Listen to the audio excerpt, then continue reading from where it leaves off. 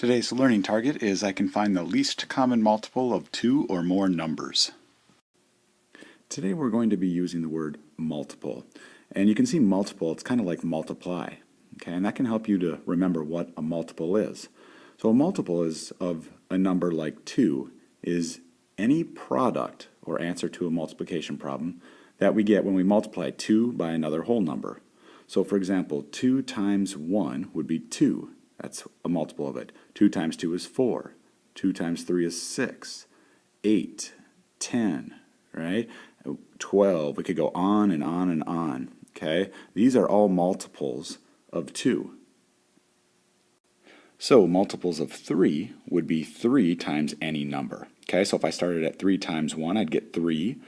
Then 3 times 2 would give me 6, 9, 12. So you notice I'm just counting by these numbers. And I could go on and on and on. These are all multiples of 3.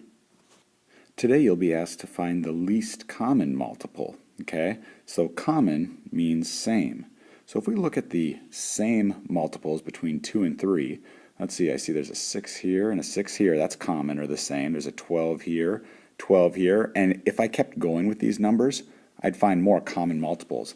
If I'm looking for the least common multiple, that means the smallest. Okay, well, if I look, the smallest common multiple between these two is 6. So the LCM, or least common multiple, of 2 and 3 is 6. So in today's assignment, if I'm asked to find the least common multiple, or LCM, of two numbers where I can find the multiples pretty easily, okay, I can count by 6 pretty easily and 10 very easily. This is how I'd do it. I would just start and I'd write the multiples here for 6. So I'd go 6, 12, 18, 24, 30, and I'm going to stop there. I could keep going, but here's why I stop. Because I recognize that this 30 right here, I'm going to count by tens and I'm going to get to that. So I would just show it this way. I go 10, 20, 30, and I can stop there, and I'd circle both these here. So my LCM for both of those would be 30. Sometimes you may come across larger numbers where you're asked to find the least common multiple, where you don't want to write out the multiples of the numbers because it would take you a long time. For example, 45 and 75. I don't want to write all the multiples of 45 and the multiples of 75. So I'm going to show you a different way that you can do that when you come across bigger numbers. So the first thing I do is find the prime factorization of each number. So I've done that here and here. Now I take the numbers, the prime factors of one of my numbers, so 3 times 3 times 5. Okay, so I'm going to write that down here, 3 times 3 times 5. Okay, so I know that this, when I multiply these together, are going to give me 45. Now I look at my second set of factors, and anything that's not listed down here, I'm going to add on to this. So this 3, I can see, is right there, so I've got that. That one's checked off. Okay, I see that this 5 right here is shown right there. Okay, so that is checked off. Now, I see that there's another 5 right here. So I need to have 2 5s in here. I just had 1 5. So I'm going to add that 5 right here, that factor. So I'll put times 5 right here. Okay, now if you look at the numbers that I have here, I have 3 times 5 times 5 right here. Okay, and then I have the factors for 45, 3 times 3 times 5 right here.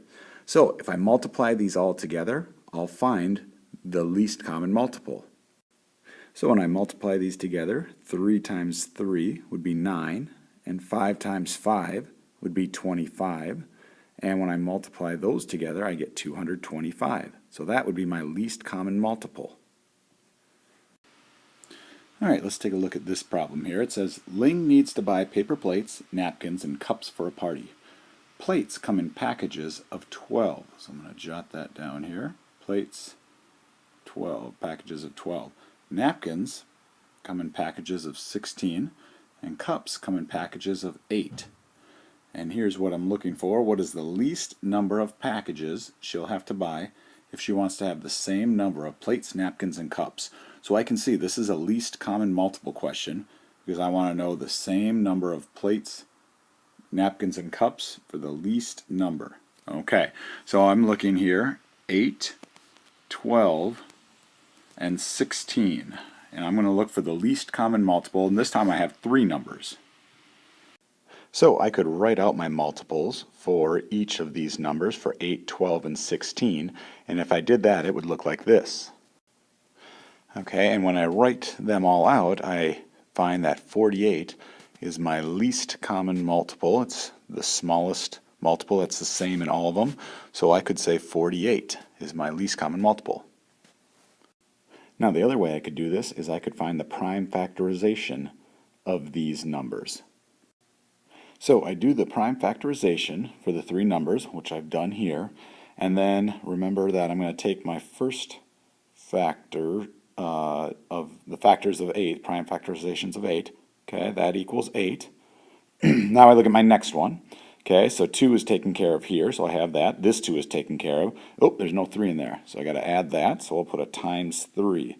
Now I have all of these factors in here. Now I look off to here. This 2 is taken care of right there, okay, so I've got that one.